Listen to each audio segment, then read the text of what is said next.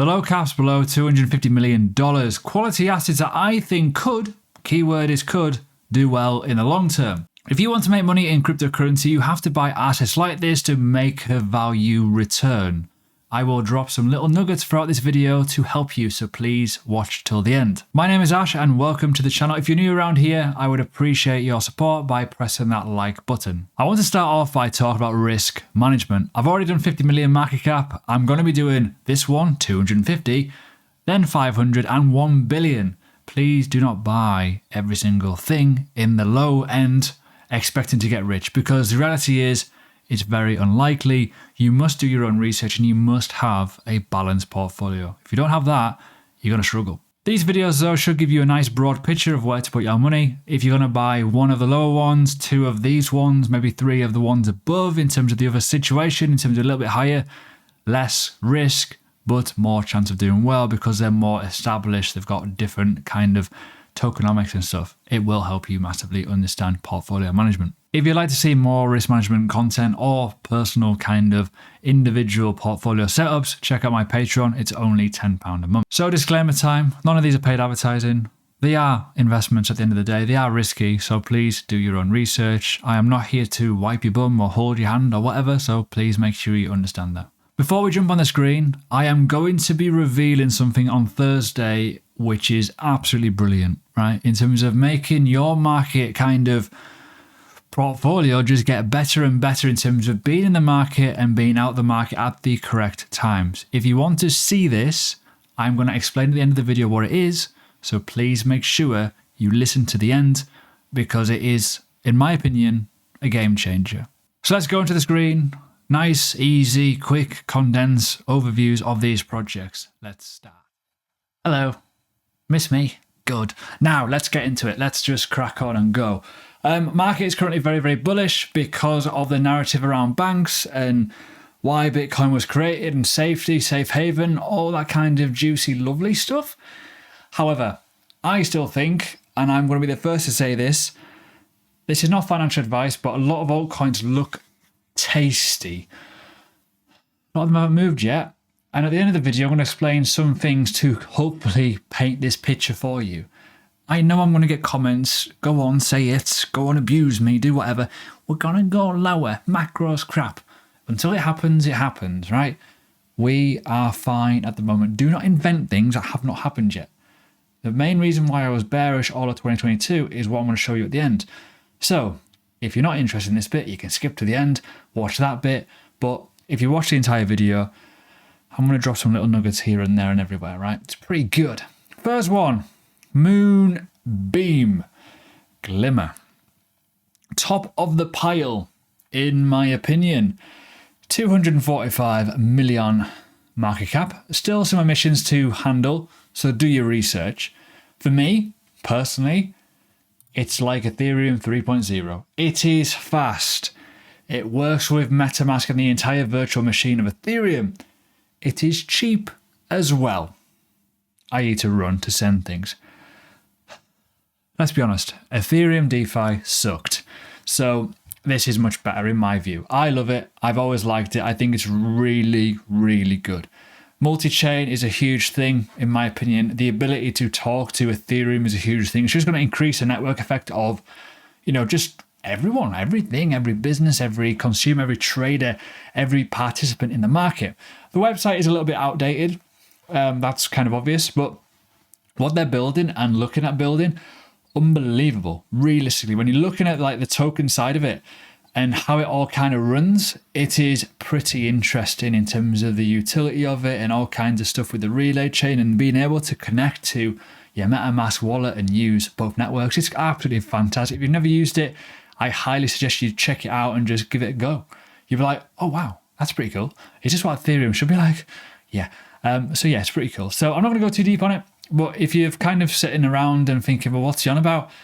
It's essentially Ethereum on the Polkadot ecosystem, essentially, but better. It's within that coding language. It's just got more functionality. As I say, it's more efficient. It's easier to use. And I think it's fantastic. I really like it. I've kind of liked the staking side of it as well.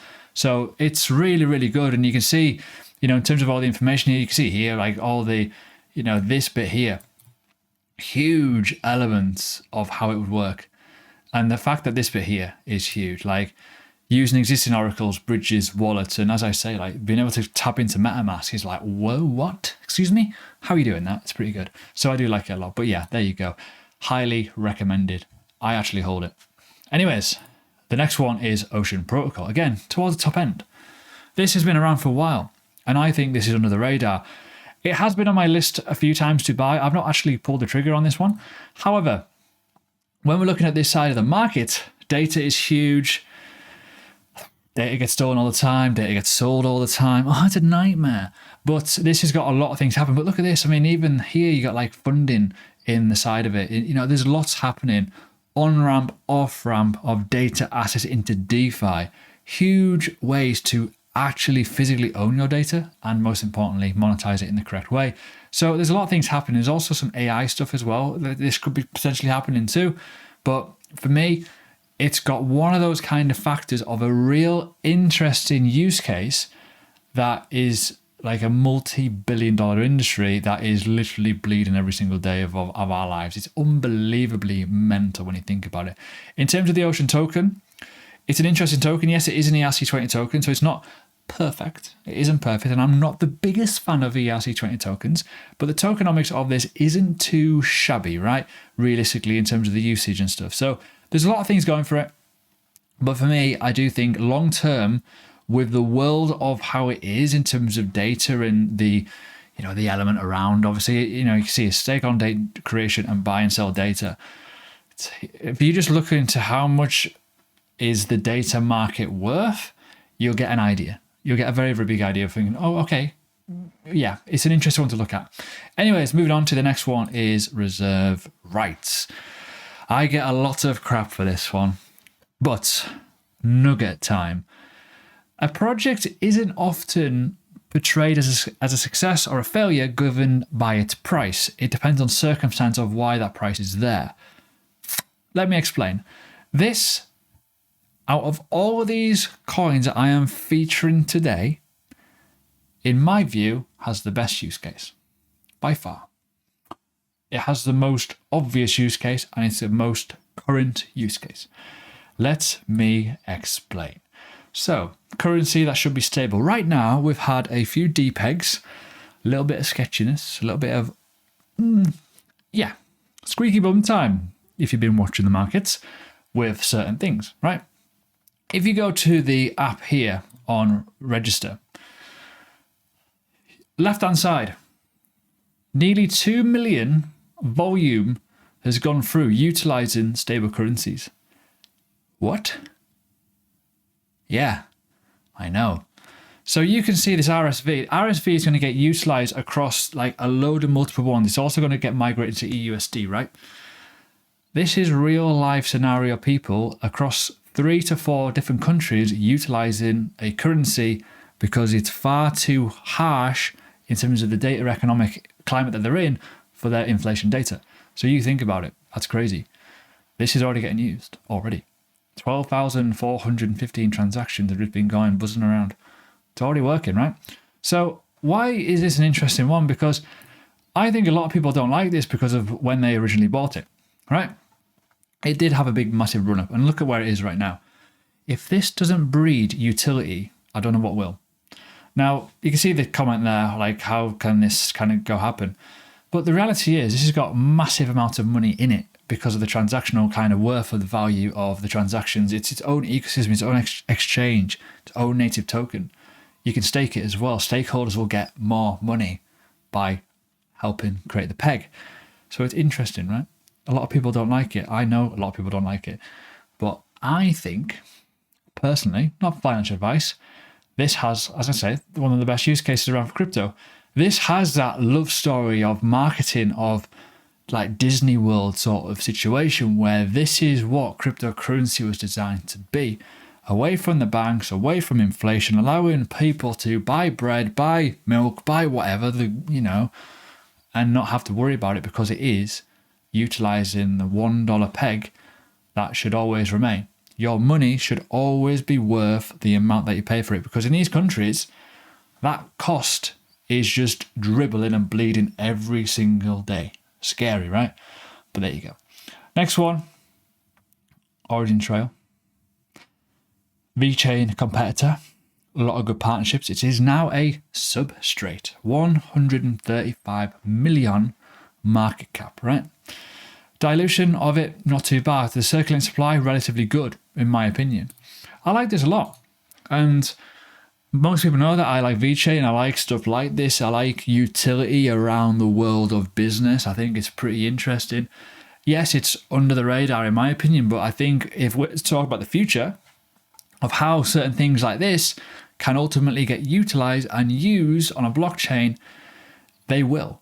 And I've said this before millions of times, another little nugget. Not everyone wants to invest, but utilization of blockchain could, probably will, in the future get more and more popular. Projects like this are there to aid that, right? So when we look at the utility use case of it and the simple lines of it, it's an ecosystem dedicated to making global economy work sustainably by organizing humanity's most important knowledge assets: healthcare, fashion, education, supply chains, digital world, blockchain, smart contracts, metaverse, NFTs, right? Get the idea? Yeah. Cool. Next one. Horizon. Never really featured this before on my computer, my channel. It's an interesting one. It's got similar ilk to Cardano in there, with how it's been utilized before, with this situation here, deploying based off the Ouroboros proof of stake protocol. So it's got a similar sort of ilk to it, but it is a very powerful, scalable, interoperable blockchain that can support up to 10,000 sidechains with a throughput of 10 million TPS. This is fast. It's an efficient blockchain. And it's also got the ZK snark sort of stuff as well. So a lot happening here, right? When we look at the website, it'll come very, very apparent of what it kind of is. Zero knowledge enabled network, keyword network of blockchains. This is relatively undervalued in my opinion in terms of what it's got. Already got nearly 42,000 active nodes. Cross-chain protocol with enhanced security. It's got a POW element to it, proof of work. Similar to Bitcoin, obviously. Fully functional Ethereum virtual machine, which in my opinion, most projects need that now. They need to communicate with the big boys. They need to be able to cross-chain. They need to be able to cross-compatible. Really, really has to be a thing now. And when we look at this, the ability of this alone is a huge selling point. Use the most powerful cross-chain protocol to build your blockchain. Building your blockchain, side chains. I like Polkadot. They've got the substrate. Same sort of thing. Substrate, technology, software. Software that is a skeleton. You can build your blockchain on it and you can put it anywhere. You can put it on the Near protocol, you can put it on Ethereum, you can put it anywhere, right? This is a similar sort of situation, right? But they've got also a way of hosting it. Same as Polkadot with the parachains. So when we're looking at that, it is like a layer zero. Very, very interesting to see how it's working. And obviously, you've got basically backing from, the likes of Cardano and places like that. Really interesting. I like the look of it. But again, not an investor. I think it's undervalued in terms of what it can achieve, network effect, throughput, all that kind of good stuff. When the market gets busy, networks like this pick up. Lastly, the final one, Metis DAO. We're talking about scalable solutions. We're talking about a rival to all kinds of new airdrop space of layer 2s, Arbitrium or whatever it's called. You've got Metis versus Matic narrative, or even, is it Loopring? There's a load of them, right? But there's always going to be room for more. The bridge to Metis, exploring the ecosystem, the total transactions, the gas fees, well, obviously it's not even on there at the minute. But you can see here, they've actually got a decent amount total locked up, which is pretty good. But it's a layer 2 system that, there's a lot of elements around it, but Ethereum needs this sort of thing. It needs to get rid of that bloatware. Remember, Ethereum is like a bit of a mess even still, right? So when you think Ethereum layer 1 blockchain, you've got all these little ERC20s, ERC777s, whatever, on the side of it, just doing its own thing. It gets bloaty quick. Even now, right? The market's not really moved massive amounts in terms of altcoins, but it's bloody expensive all of a sudden. It's like, oh, great, well done. Ethereum is broken already. So you can see here, obviously, decentralized, secure, scalable simple integration. I cannot speak. Yeah, it makes sense. I wish I could stake this though. I wish their staking system was working, but you can see they are building a decent ecosystem. Could well explode. Could well do well. So yeah, I like the look for the future of this. I think it's a really good asset. I think it's literally just starting out essentially, give or take in terms of the ecosystem network effect. I've been an interested watcher of this for a very, very long time. And I think at its current market value, it's undervalued. I still think that. I still think like, when you look at how the market of Matic versus this, crazy, right? Definitely worth a punt. Anyways, let's talk about it. Dominance. Said at the start of the video, stay to the end and watch, okay? Because I'm going to do a video on Thursday explaining all of this. If you've been watching my channel for a while, you know that I have been talking about dominance since 2018, literally.